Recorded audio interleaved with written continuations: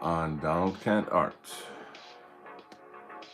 So, boys and girls, it's been a little while since I've streamed. It's the holidays again, and just I'm sharpening my pencil here. Going to be introducing a new project to you. It's something I've been doing for quite a while, actually.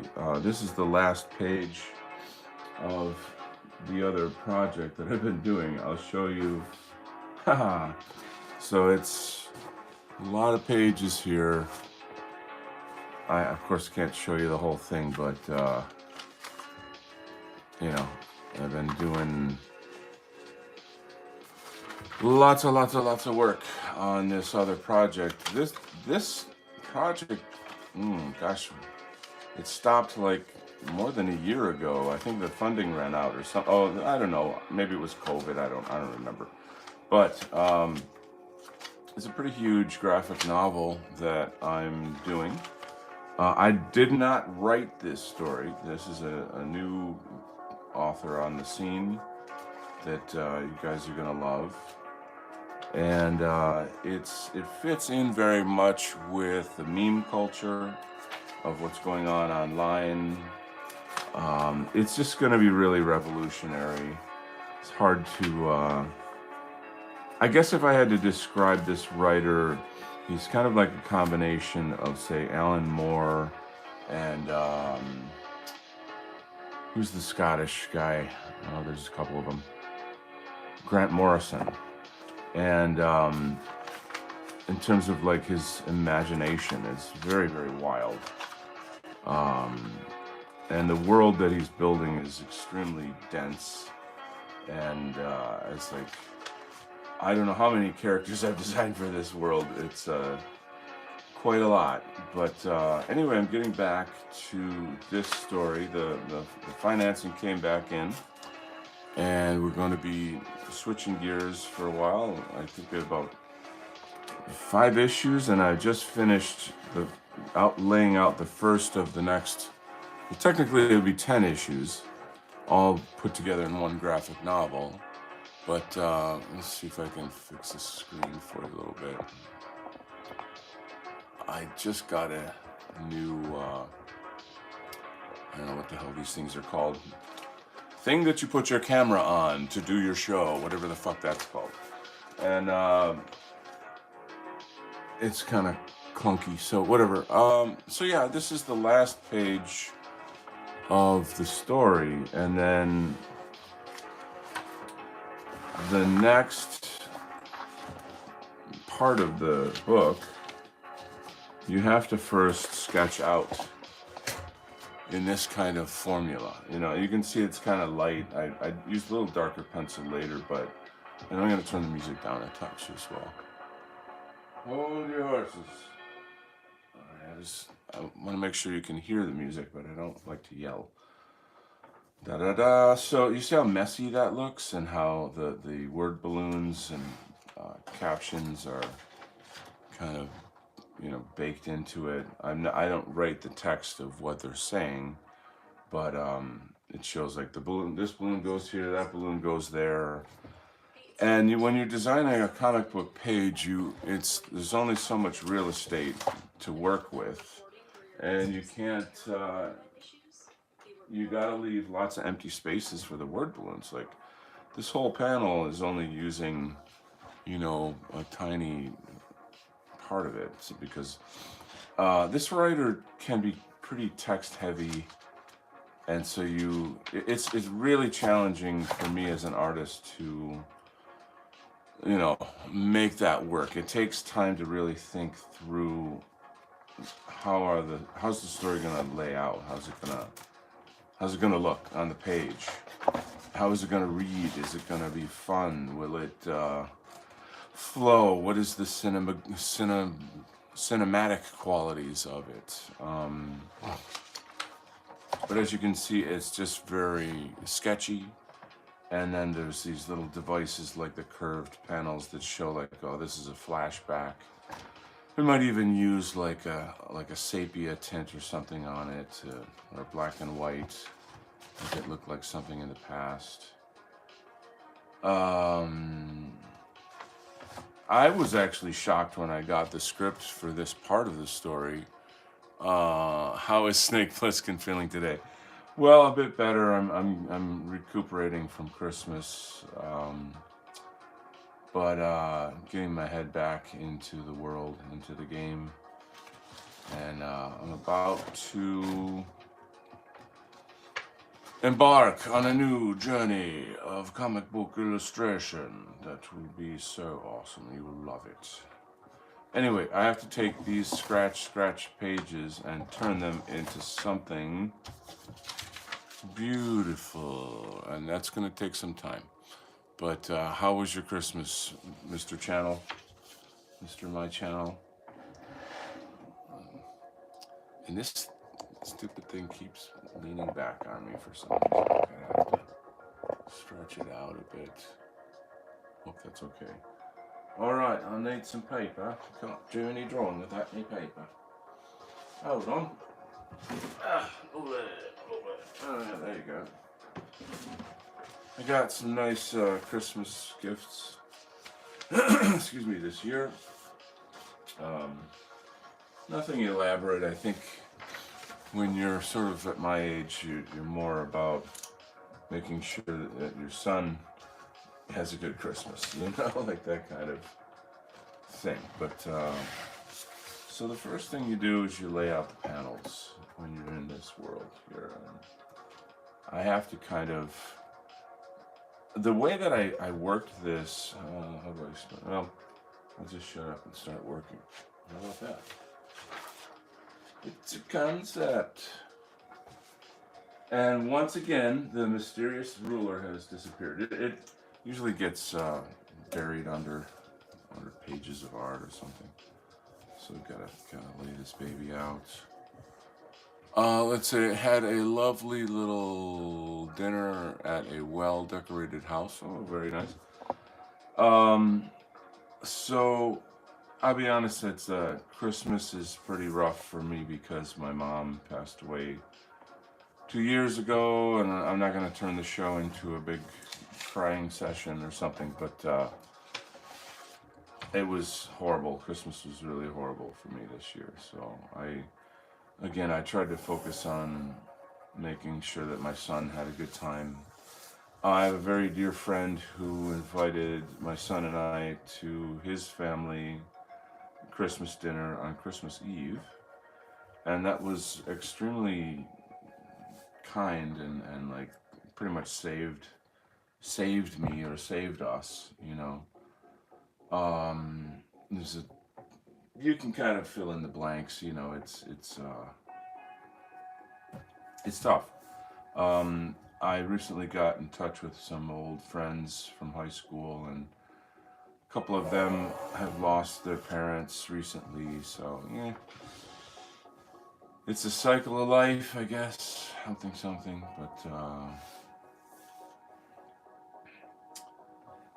to me, Christmas has always been extremely important. You know, it's I'm very nostalgic, and I just you know, really put my heart into things like that. And when when you have the circumstances that I have, it's just too heartbreaking. So pretty rough. But the first time in my life that I've ever felt like I'm glad Christmas is over. Like that's how bad it was, you know.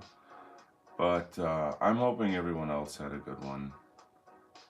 Um, it's not like that I'm a negative person or something. I'm grieving, you know, and holidays are the worst for that. You know, they're always the worst for that. Mr. Channel says 99% of people pass away during holidays and days of the week ending in Y. Yeah, I don't know what it is with people passing away during holidays. It's sort of a phenomenon. But you know, you have to help out your friends that are grieving, and in a kind of way that you bond with them, and there's something good about that, I suppose. Anyway, so I am gonna get moving here. Let's see, it starts roughly here. So I did my layouts on a big sketch pad so that the what do you call it? The sizes of the panels and everything is roughly the same. I might even be using my light table on this, which is the light table puts light behind the art, and then you can trace it basically. Yeah.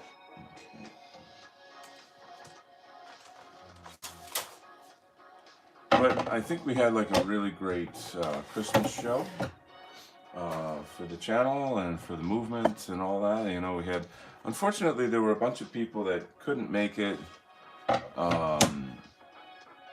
especially my friends in in Europe. The time difference. See, that was kind of my fault. I really shouldn't have scheduled a show, so late for them. So, like people like Frody Midjord, he came on at like 2 a.m. in his time.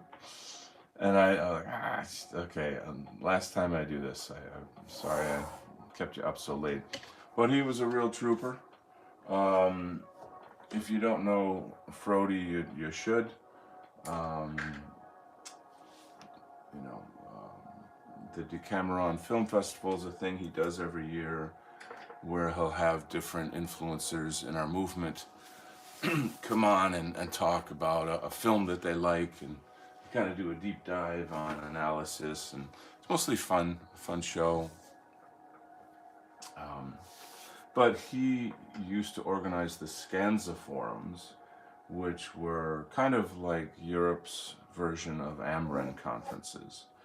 So he would have like top dog speakers and influencers coming in from wherever, and then they would do their speeches and be kind of like a weekend event for our people, our movements, various types of information that they've gathered.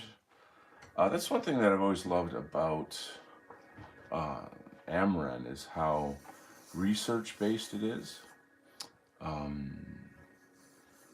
When I first got kind of white-pilled, I guess, if you will, and like turned on to the the white identitarian movement, I watched every single AMREN video that I could find. And I mean, I think that I've seen every one that exists. I'm pretty sure that I have. And is your basic, that's like freshman year of being in this movement, that you get the full picture with all the data and all this stuff. And the thing is, it's been going, like, those conferences have been going on since the 80s. So that's a lot of time. That is a lot of time where people have been gathering data and talking about white demographic interests, etc., etc. Excuse me. And the other thing too is that I feel like it's very palatable.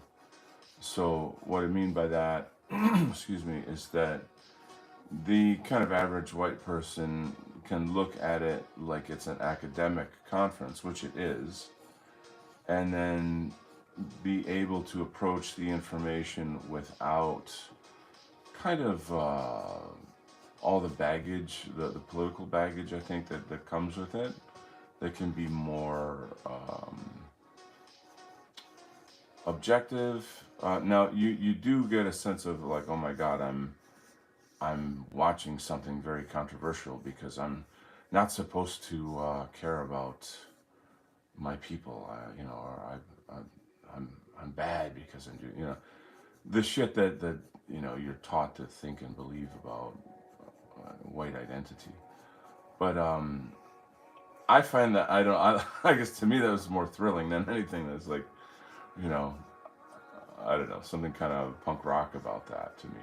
You know. But anyway,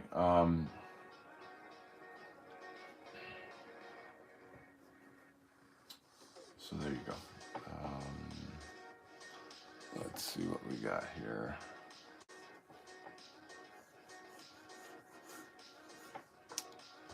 Hey, it's Ulfric. What's up, bro?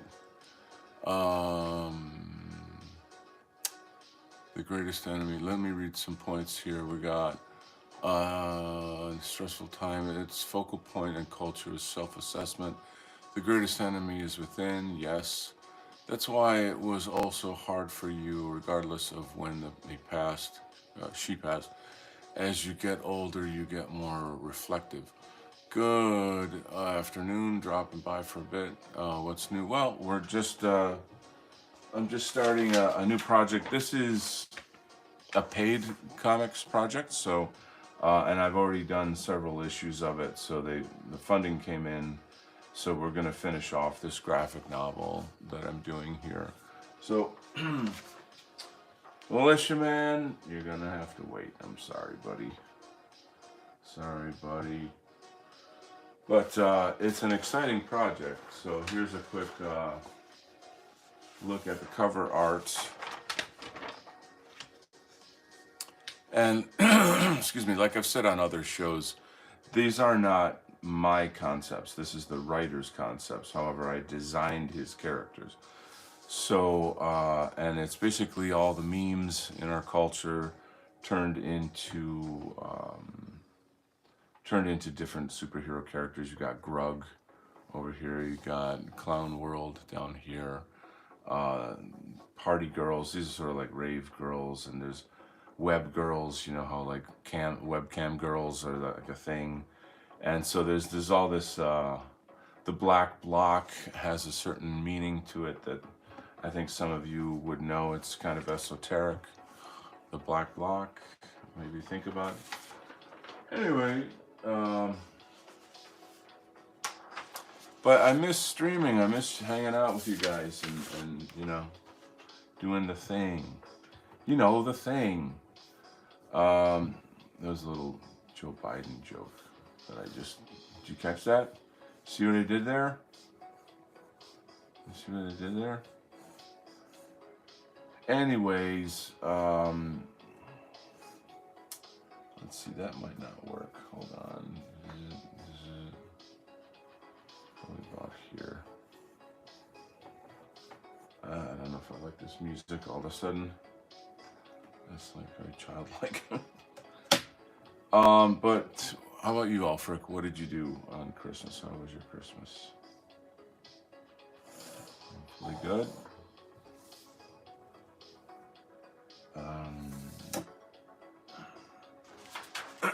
So bring this out for reference a little bit here.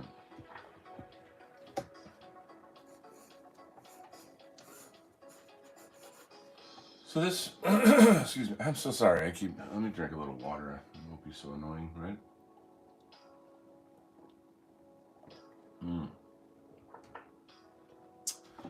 Gotta stay hydrated for the revolution, you know. Anyway, so this character has one of these nanotechnology suits, like the later versions of Iron Man was something like that, where it's a metallic suit, but it's made out of like tiny sort of nano robot cells that can shift around and make different forms, and it's cool stuff. So yeah. Oh, you can't even see what I'm doing.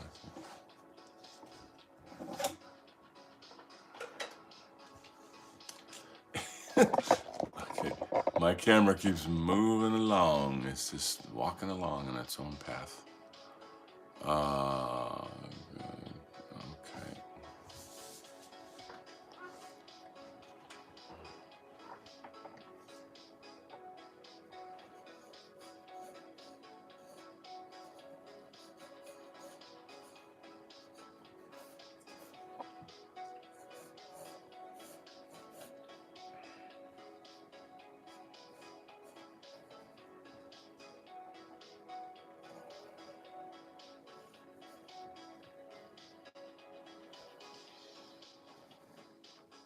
So the show Equal Training has, I don't know, I won't say that it's come to a conclusion, but the review of the book has concluded. So the next big thing is, okay, where do we go from here? And excuse me, so we're looking at a variety of activities. I'm kind of, how do I say this? Like, um, White Student T is leading on that um, because he's got sort of the data from which you would strategize, your next move or what have you. But I would say that one of the vital, important aspects of it is to somehow make whites a legal demographic category. So under the current system of law, the way that whites have essentially no representation at all, and the wording of the law is phrased in such a way that we are excluded from it. And so this is mm, I think this, even though this is troublesome and like, oh, how are you going to pay for lawyers and all the millions of shitty things you can think of or whatever about this challenge. This is a sort of a way of approaching our cause that is nonviolent, and I think that is a really, really great option. Because there's a lot of people that are just, preparing for civil war and shit, and so I think what we have to do is try to work through the legal system for starters. And unfortunately, my guy there, he's done the work, in terms of figuring out how do you do that. And so the next thing then is essentially getting two lawyers that would take on this kind of case work. There are a lot of lawyers in our sphere, so that's actually it's not impossible. But as I said, I really like the fact that this is an alternative to all the huffy, hot-headed talk that you hear out there in our spheres. I mean, I don't blame people for being angry, like our anger is just. And if we don't do this, it could mean the end of the country. I mean, I think the country's over already in many ways, but at least for our own demographic interests, we have to do this if we're going to work within the fake justice system that we currently have. I mean, I don't feel that there really is law and order at all. I mean, maybe there is that I'm being overblowing it a bit, but it just feels like all the stories that I see out there, there's pretty much no justice for us, and that's very terrifying. It's very troublesome.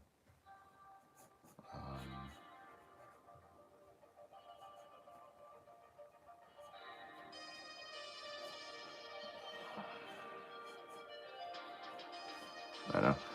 I'm not going to get into the black pill stuff too much, Not trying to go there.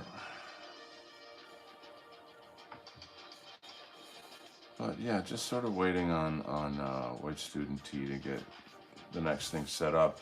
We were also going to do a live art stream. Need to get you a head-mounted GoPro. Oh God, that'd be great. What a great Christmas gift that would be. Oh, see how I slipped that in there? How do you like that? Yeah, that's a great concept. That's a very cool concept. Um,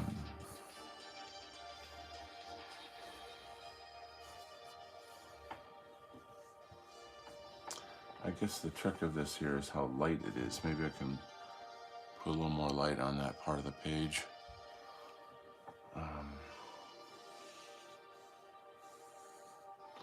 So what else is going on that's interesting out there?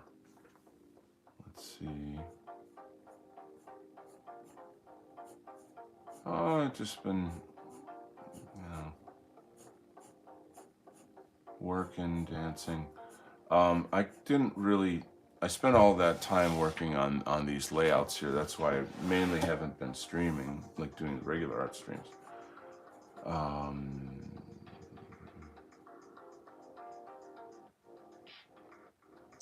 I don't know if I want it like that.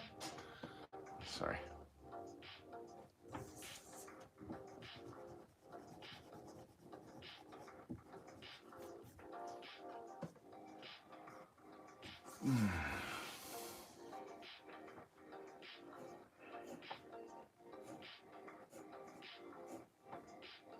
There was a really good like Christmas dance party that I went to a little while ago. That was a lot of fun. A lot of friends there and just good vibes, It's funny because I have this kind of, I don't even know what to call it, but it's a type of a zip-up jacket that's got like white stripes coming down the arms. And it looks, and then I just got this really nice new kind of chap cap, like those traditional Irish looking caps, but it's black. And anyway, I showed up at the club and my buddy says, "You look like a retired hitman." I was like, and I said, "From Russia. They couldn't afford security, had to get a Russian that's a retired assassin to come and take care of business." So it was just joke around, having fun with these guys. But anyway, so yeah. I guess how I would look at it is there's a type of style in England that is something like this. I don't have the names of these things. I don't know, what. I'm not from England. I don't know their whatever their slang terms are for these things. But if you saw the style, you'd be like, oh yeah, that style. That's well known. It's kind of a very urban England style. I don't know what to call it, but something like sweatpants type thing. I don't wear sweatpants, but like Adidas type gear, that kind of thing. But anyway, so why I keep pulling this page out is because I have to match this scene to this scene over here. So I need reference, like, well, how big is this in relationship to that, kind of blah blah blah.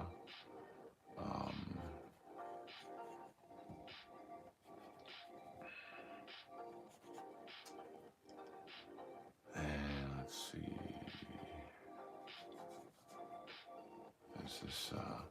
This takes place in a kind of cathedral, what looks like a cathedral, but that's sort of the. If you guys know the term cathedral that we use in politics, it's referring to that cathedral. You know what I'm saying?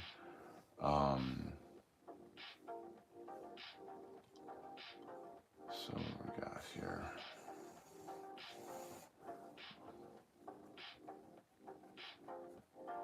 Comics can be very tedious. A lot of bits and pieces. Oh man, so many commercials on this. Come on. I never have luck with these things. When I'm just working out doing my own free time, it's like no commercials for hours. And then once I do a show, buy my bullshit, blah, blah, blah. Shut the fuck up.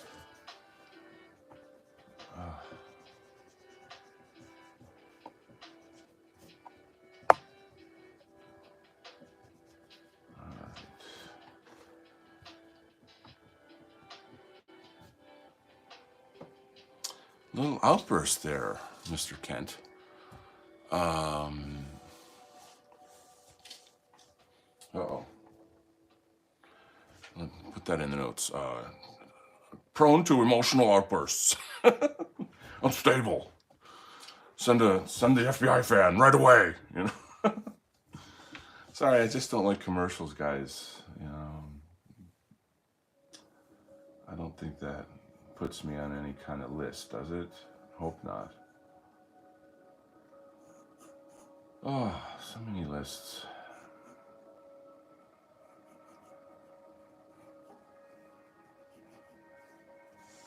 Oh, there's some sad music. There you go. A little bit more my vibe, to be honest, right now. But it's okay. It's a weird thing about sadness, because sadness is like an aesthetic. It's a mental aesthetic. And I noticed that, like, and this is something I'm trying to like break out of. That, let's say I'm kind of soft on a girl or something like that, and a sad song comes on, and I get all, oh. And then I realize, you know, this is like a weird fantasy. Like, just drop it. Don't be mushy about this girl, you know.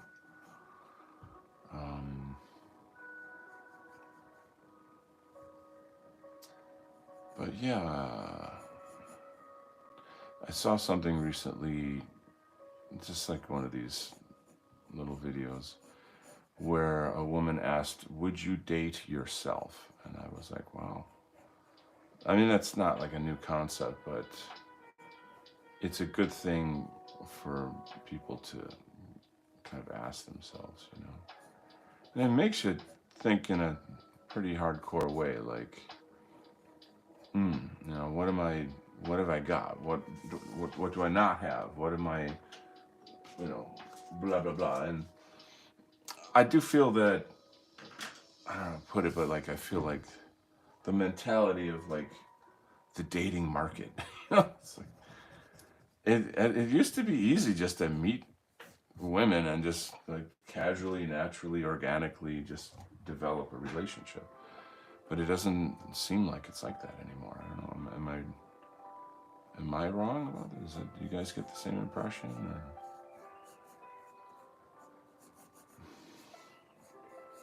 But you figure, you know, everybody's got good and bad. It's you're not a, you know, I don't know, what's the word I'm looking for? Like you're not a product. You know, you're a person. So, oh, that's so nice. You're not a product. You're a person. But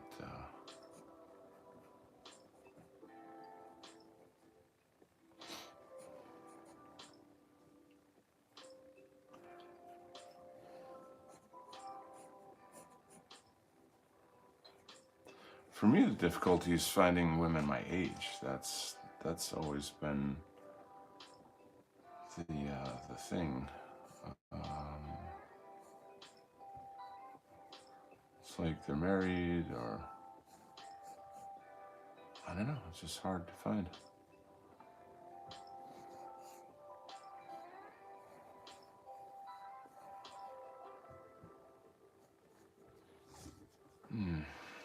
So how young is too young? I guess it depends. Handsome Horse is here.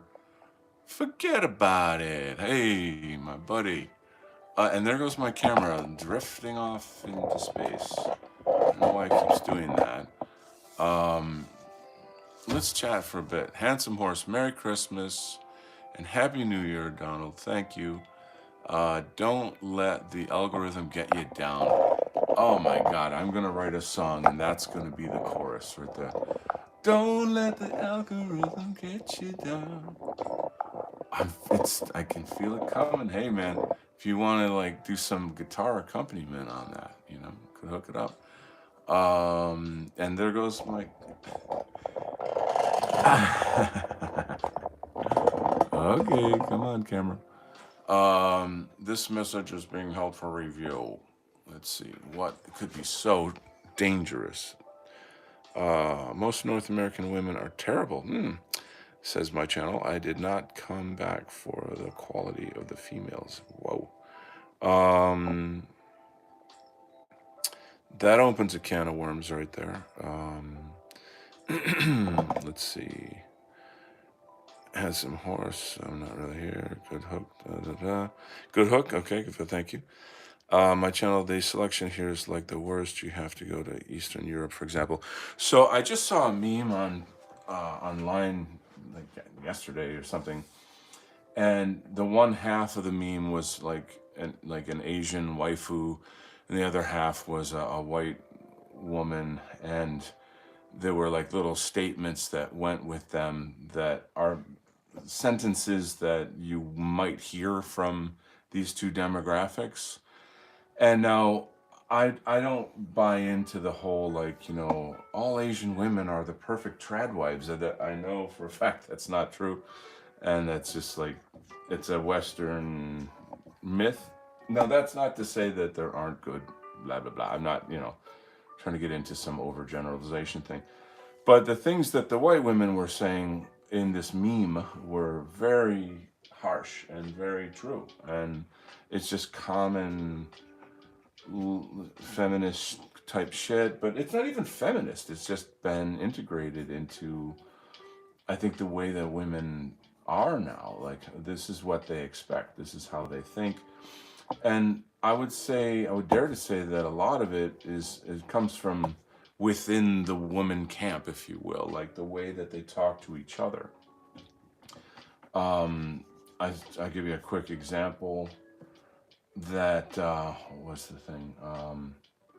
I saw a report talking about how women will, let's say if a woman is with a friend and she sees that friend as sexual competition, and the friend asks her about, oh, I'm thinking about doing something with my hair. What should I do? And if the woman thinks she's sexual competition, she'll tell her to get her hair cut real short, in order to like sabotage her, to make her like less attractive, because men love long hair. And the statistics for this were enormous. Like it was really wild. And there was a woman on the panel who was kind of laughing in a sort of like, you got us type of a, like, yeah, yes, it's true, that kind of thing. And where I'm going though is that this concept of like, there's something called the meet the friend phase. That, let's say you meet a girl and it's going well, and you feel like, okay, this is really something, it's turning into a relationship, and I might invest myself emotionally in this person, da da da. And then it comes time for you to meet her friends.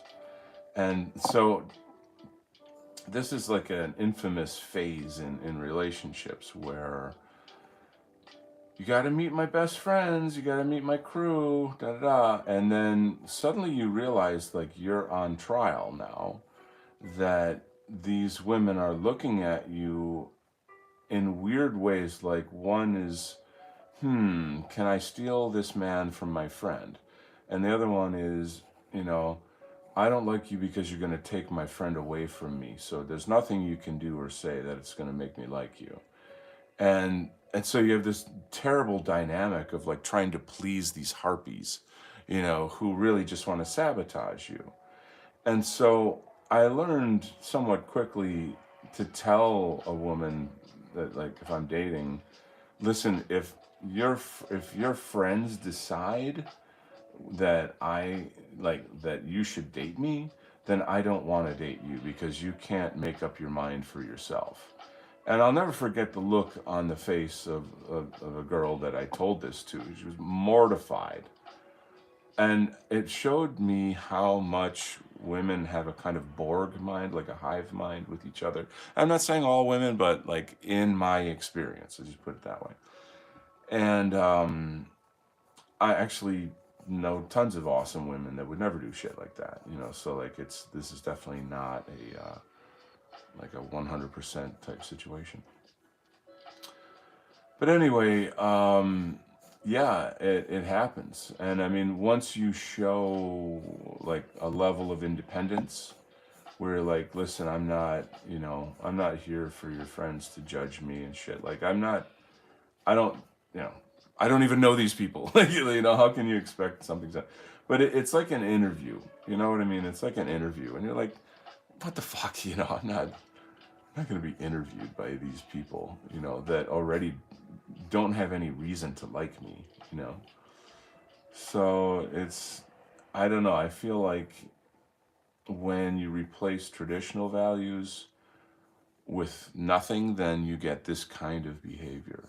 That's sort of like hive mind, if you will. I don't know what else to call it. Does that anyone else have that experience? Am I just in a bubble here? Um, I'm gonna at least put something on the screen you can look at while I read the comments and adjust my camera. Um, da selection in Eastern Europe. I I think men have to get over this idea that there's the perfect woman. There's no perfect man, so there's no perfect woman. You're always going to have to work together in some way. Okay, Mr. Channel says, it's not you, you're not that. Haha, but I could see how it could make an adolescent male confused when there are no real natural females. Interesting. And does the internet make us unnatural? That's a good question. The big mistake is going to Asian women for your women, or women rather. Eventually, it's a woman. Okay, it's good for the mind. Camera has that GTA drift. I know it's annoying. There's no perfect cow, but I'd much rather buy a good milker from a natural ranch than a ghetto in Calcutta. Ew. Whoa, I don't disagree. I do not disagree. And there you go. It's funny, I don't ever think of East Indians as Asian. I know that, like, especially in Europe, when they say Asia, they're talking about, like, Iran. I mean, that's not Asia. To me, Asia's China,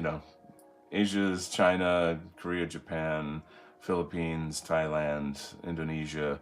But that's technically East Asia, apparently. So I better go back to school. Back to school there, Mr. Kent.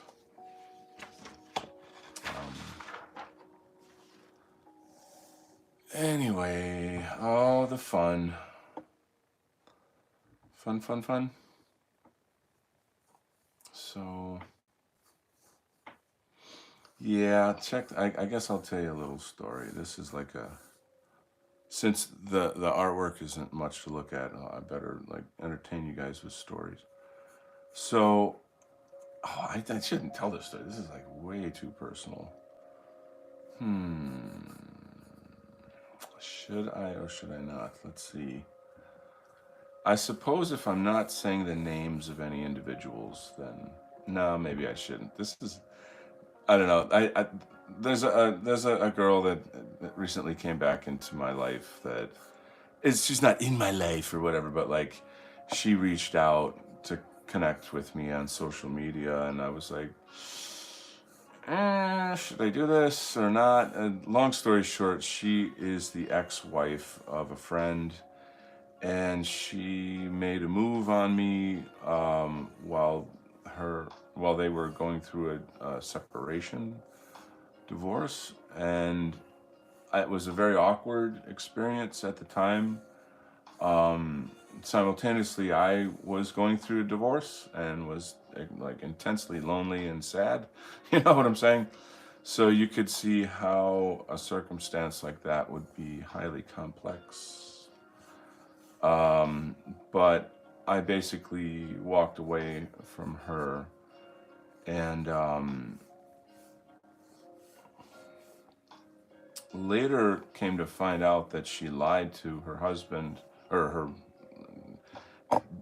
ex-husband, about what we did, essentially just to hurt him. And I was, when I when he told me about this, I was like, what the fuck? That never happened. She's lying. You know, she's just trying to hurt you. Holy shit, I can't believe she used me to hurt you. Like, what an amazingly vicious, evil thing to do, you know? And so after that happened, I was obviously pretty angry at her for quite a long time. Um, my buddy's remarried. He's extremely happy. He's got a new baby.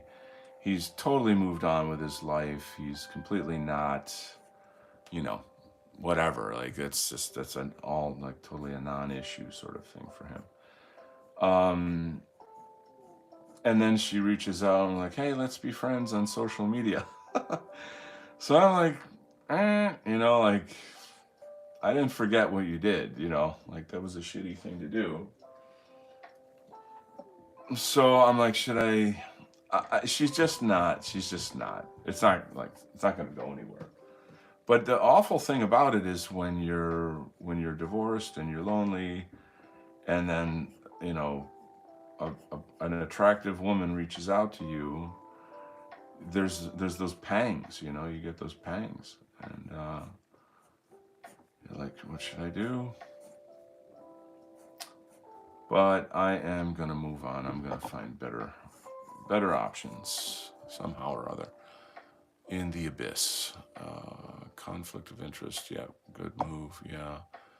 Um, the selection of perfect enough for me is off the charts, higher than what I've ever seen here in North America. Last 20 years, don't fish in any empty fish bowls. Um, what it I think boils down to is that I've got to go to places where I can meet women my age, frankly. And I mean, you know, the dance scene, it's fun. You know, it's fun, but it's it's not a place you go to look for love. You know, even though you get a lot of love. So whatever. So I'm like, you know, and I don't drink anymore, so that is another problem. You can kind of, you know, put the two and two together there with that. Um, that's so it's like when I go out, you know, I can have a drink. I'm not like, you know, whatever, but I should say I can't get drunk anymore. It's just not within my health um, goals, if you will. So where am I going with this? So yeah, I don't know. When I stopped drinking, I there were a lot of people that just stopped calling me too. It was like, oh, what do we do now? You know, I'm like, be friends maybe. Is that a crazy idea? So I don't know.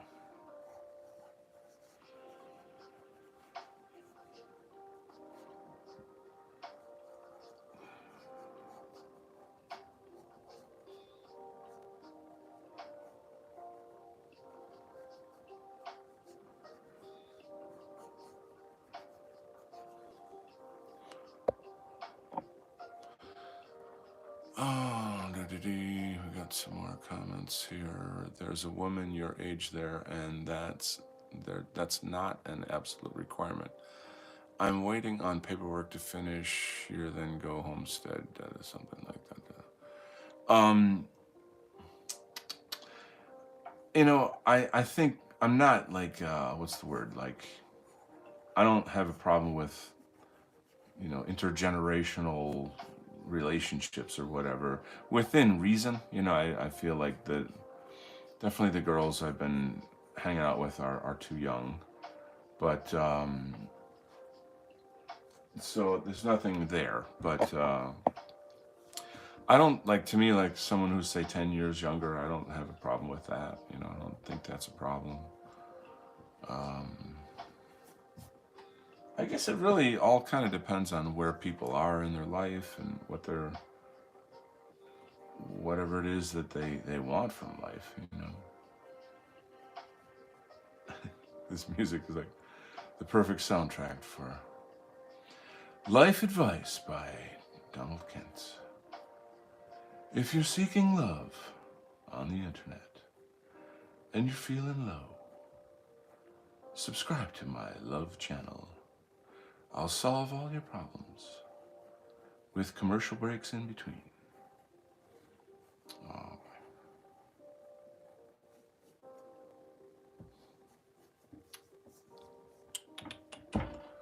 okay.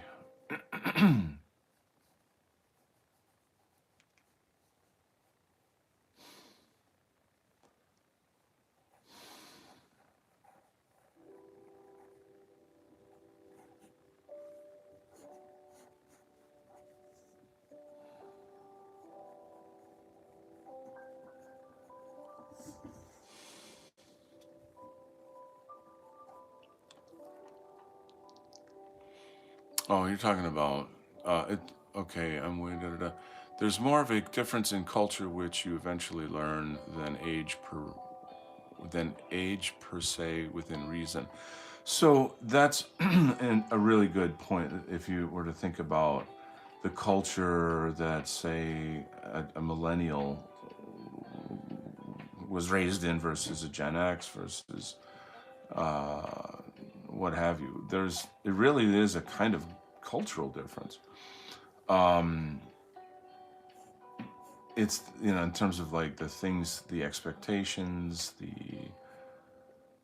the thinking, it to me, I personally feel like this is one of the biggest problems in America, is that there's such a disconnect between the generations. It's as if we're different cultures, and I'm like, that's not really right. That's really not how things should be. Like, even though we mock out boomers and such for their whatever antiquated, ignorant ideas or something, there are our grandparents or our uncles, or they're people in our lives that have wisdom to share with us, and carry. We should be carrying that on. Every generation is not supposed to be starting over. You're supposed to be, carrying on this wisdom. So it's, to me, it's troublesome in that regard. Like, I've often in my life made it a point to know people from older generations. I can remember in college being in a class, and there was some older dudes in the class in like some art or sculpture, art history, etc.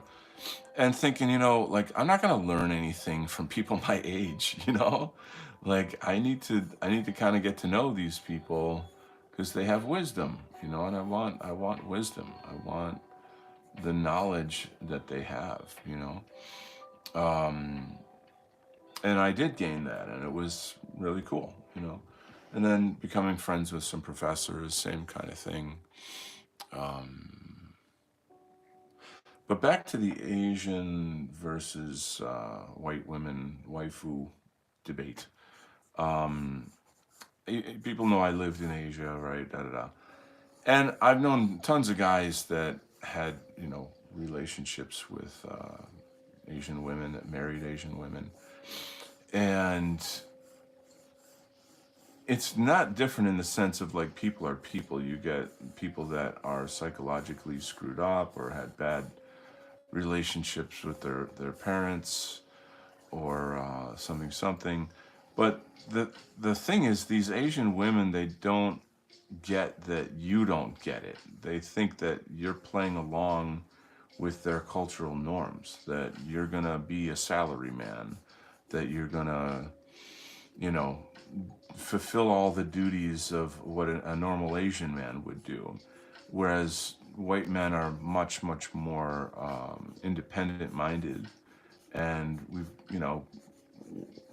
we're different. I mean, we have a different culture, history, background, da da da. So these things clash a lot, and one or the other has to uh, succumb. Like, there's you know these I've seen a lot of, like, miserable men that have like Asian wives, and they're essentially henpecked and verbally abused to death.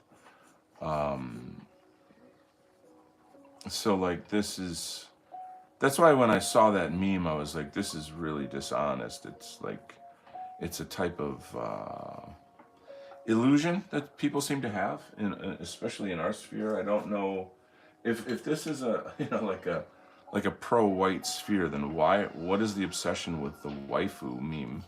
Why? Right? I mean, and everyone's like, oh well, I grew up with anime and it's nostalgia and I like it. And I'm like, find something in your own culture. I never thought that the anime culture fit with us. I don't get that. I feel it's creepy, to be honest. And I'm not saying all anime is bad or what. I'm not like. It's just a thing. I mean, I personally don't care for it, but I just don't see how it crosses over into what we are, what we do. Am I crazy? Take a note. He's crazy, and send a FBI van over right away. He doesn't like anime. Something's wrong with him.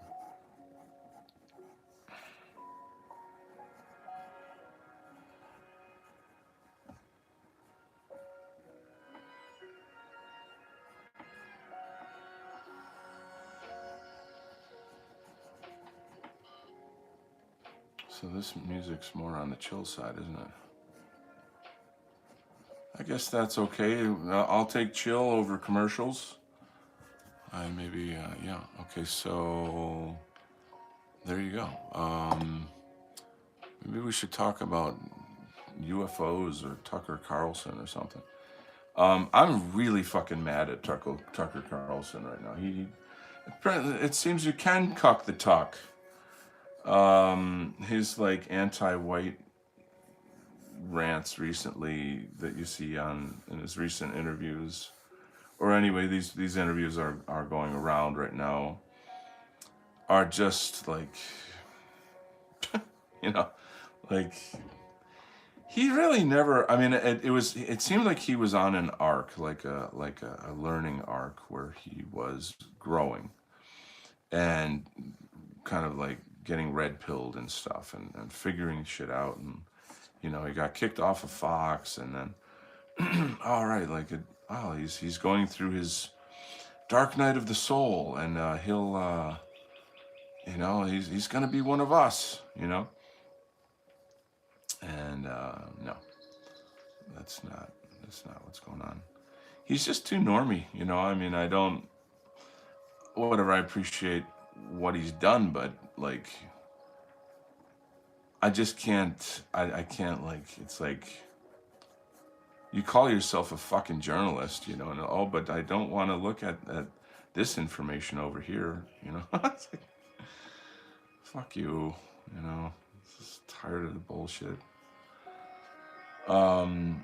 It's fear. They're all brainwashed, It's like when he made his comment about like, oh, just because your skin is the same color as mine doesn't mean you represent me, and ooh, it's really you make statements like that so that nobody calls you a Nazi. That's the only reason why you do that. Like, I'm safe. Okay, see, I'm coloring within the lines.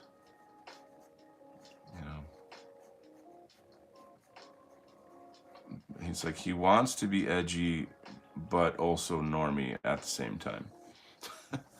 Sorry, buddy, it doesn't work like that.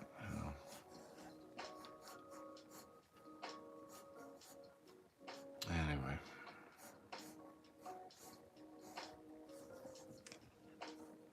It's a long journey, It really is a long journey. People, if you make it to the other side, bravo to you, man. Hats off to you. And it's like all these people posting things like, Israel is Nazi. Like, do you hear what you're saying?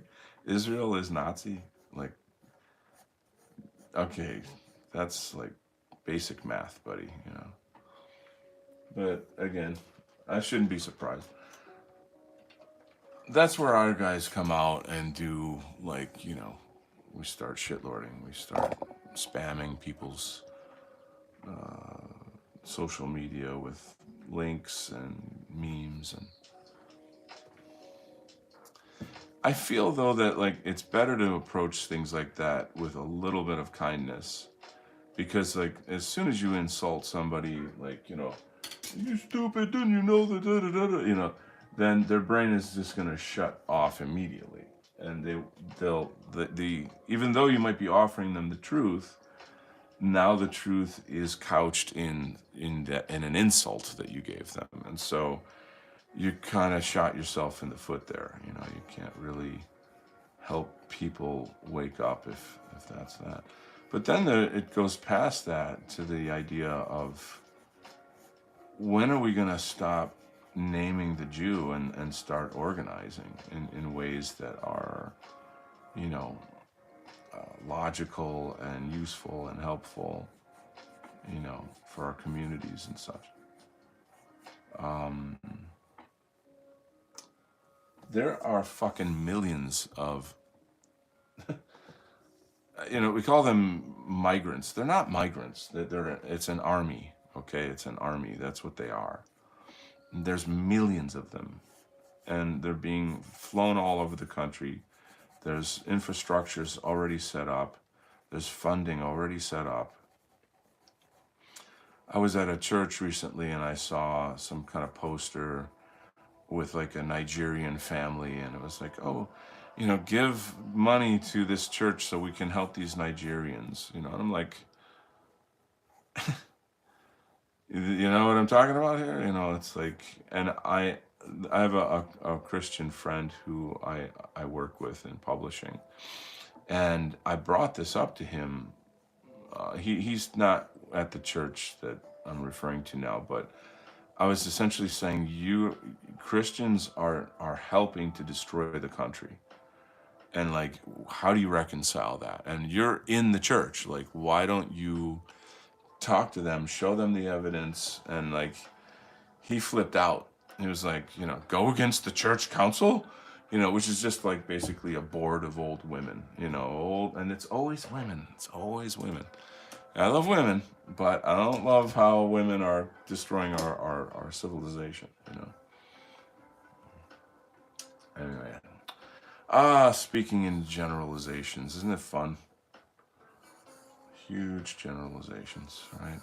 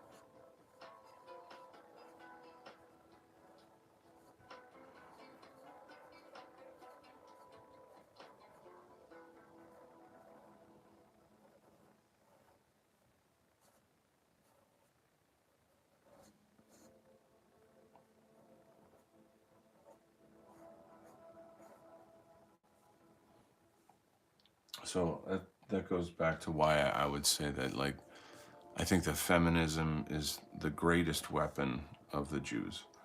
It has done the most damage. It's created a Karen class of women to police and like to organize, operate, and then police Marxist policies. All of it based on their hatred of men. You know, and they use their kind of petty bullying and such. You know how they are. And I think that's the thing, is, like, men, in a sense, we don't want to engage, we don't want to fight because we're henpecked or something. You know what I'm saying? Maybe that's not true, but, like, to some extent, I think there's a truth to that. And then there's also this like chivalrous, oh, be polite, don't. But a lot of it's couched in emotion. It's like, I was watching like a town hall, and there's this woman saying like, oh, trans kids get abused and or bullied and blah, blah, blah, blah, all this bullshit. And the way in which she speaks is very inflammatory. She's like on the verge of tears, and then the signals that people get is like, oh shit, like this person's suffering and I don't want to make them suffer more, or I don't want to look like the bad guy. So it's just manipulation, It- I don't know.